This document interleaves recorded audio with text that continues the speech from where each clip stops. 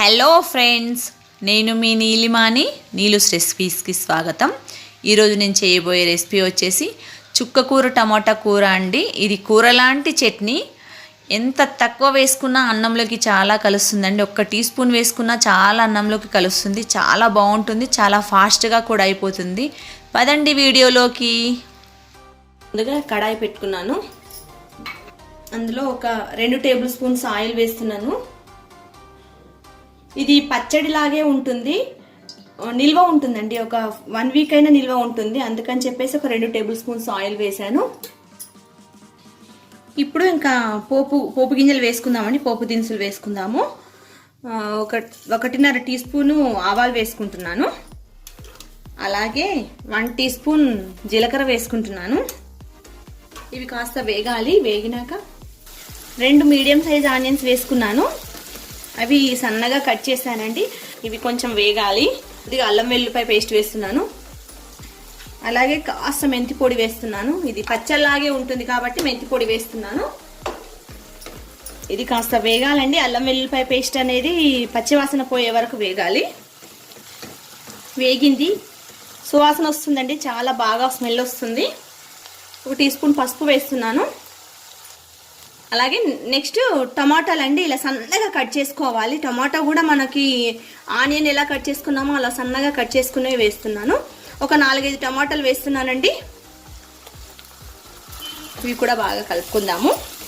ఇలా కలుపుకున్నాక ఒక 2 మినిట్స్ మూత పెట్టేసి మగ్గనిద్దామండి. ఒకసారి తీసి చూద్దాము. ఇలా మగ్గుతున్నాయి కదా.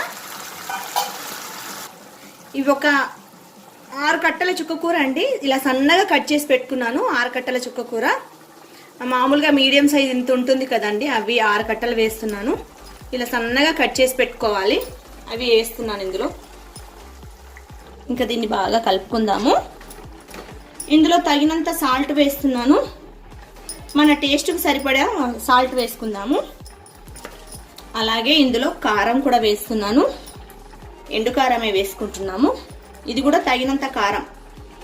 ఇంకా మూత పెట్టేసి ఒక 5 మినిట్స్ అలా వదిలేద్దాం. చూద్దామండి ఒకసారి. 5 మినిట్స్ అయిపోయింది. చూడండి ఎంత వాటర్ వచ్చినాయో. చూసారా, గమనించారా? ముందుకు ఇప్పటికి ఎంత వాటర్ పడ్డాయో. ఇంకా మనము ముక్కలు కట్ చేశాక, ఆకుకూర కట్ చేశాక కడిగితే మాత్రం ఇంకా ఎక్కువగా పడుతుంది. అస్సలు నీరు ఇనకడానికి, వాటర్ ఇనకడానికి చాలా టైం పడుతుంది. ఇది నేను ముందుగానే కట్టలుగా ఉన్నప్పుడు కడిగి ఆరబెట్టి కట్ చేశాను. అయినా ఇంత వాటర్ పడింది చూడండి. మూత పెట్టుకొని ఇంకో 3 మినిట్స్ ఉడికించుకుందాం. ఇప్పుడు ఫ్లేమ్ అనేది సిమ్లో పెట్టుకోవాలండి. కాసేపు ఉడికే వరకు మీడియంలో పెట్టేసుకొని తర్వాత ఒక 3 మినిట్స్ సిమ్లో పెట్టేసుకొని ఉడికిద్దాము. ఇప్పుడు చూద్దాము. మరొక 3 మినిట్స్ అయింది.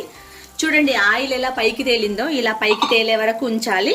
ఇప్పుడు ఫైనల్గా ఒక 7-8 వెల్లుల్లిపాయలు దంచి పెట్టుకున్నాను. ఇలా ఇవి వేస్తున్నాను.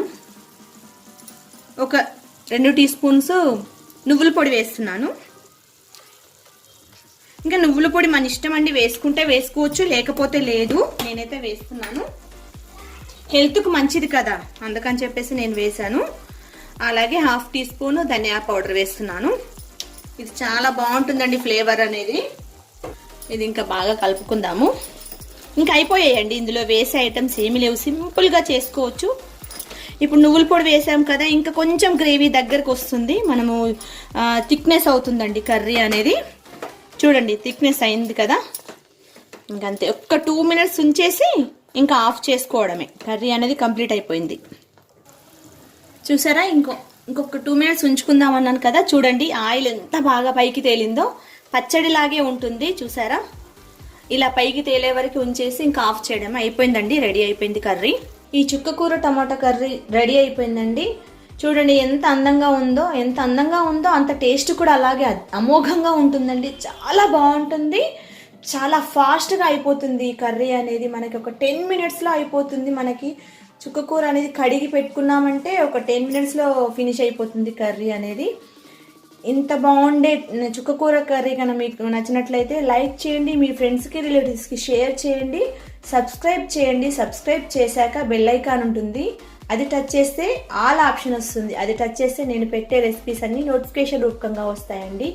Thank you for watching.